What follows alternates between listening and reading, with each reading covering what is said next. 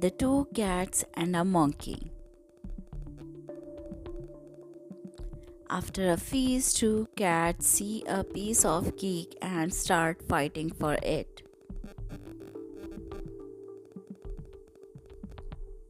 A monkey sees this as an opportunity for gain and offers to help them. The monkey divides the cake into two parts, but shakes its head, saying they are unequal.